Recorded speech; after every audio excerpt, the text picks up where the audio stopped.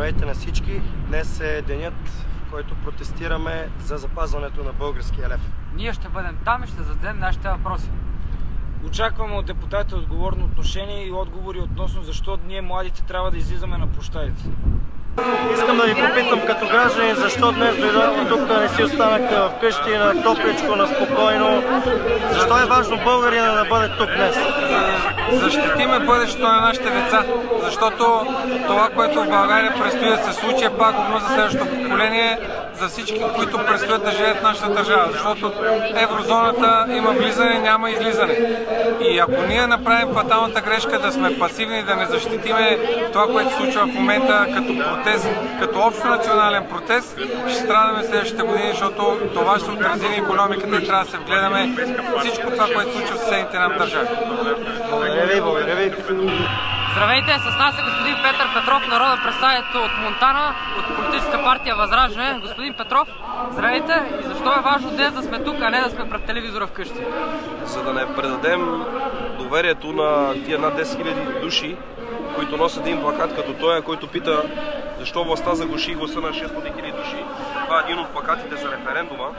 Много български граждани се подписаха, дори не симпатизанти на Възраждане, се подписаха за провеждане на такъв референдум, защото те искат да бъдат питани.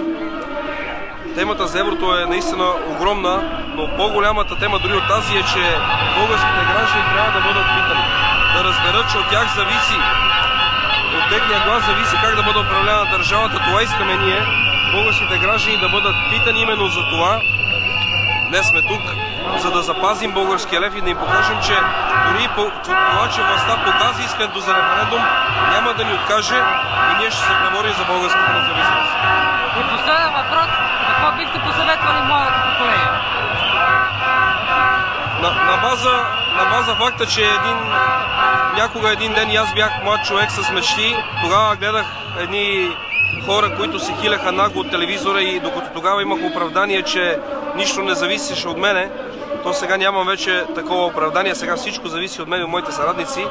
Така че съвета ми към младите хора е да не спират да се борят за своите идеали, за своите цели, да упорстват, да бъдат упорити, да се стремят да правят така, че общото благото на българския народ да е основополагащо във всичко, което правят, и съм сигурен, че един ден те ще могат да имат властта като инструмент, за да постигнем това, което всички ние българи искаме, а именно България да е независима държава. Много благодаря. Здравейте, господин Красимиров. Кажете, защо избрахте днес да дойдете на това събитие? Кое е важно за вас? Може да ни разкажете? Първо, ние сме тук с десетки хиляди български граждани, защото както в природата, когато едно животно е притиснато във ъгъла и се бори за живота си, то трябва да се бори независимо от всичко. Така и ние трябва да покажем, че трябва да се борим, защото едни чуждопоклонници и едни европейски чиновници, които никой не ги е избирал, се опитват да убият финансовия ни суверенитет, финансовата ни сигурност и да загробят нас и нашите деца.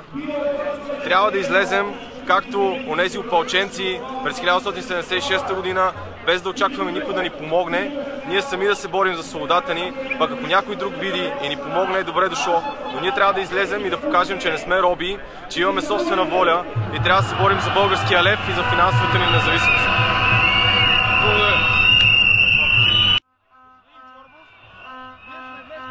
Българския лев.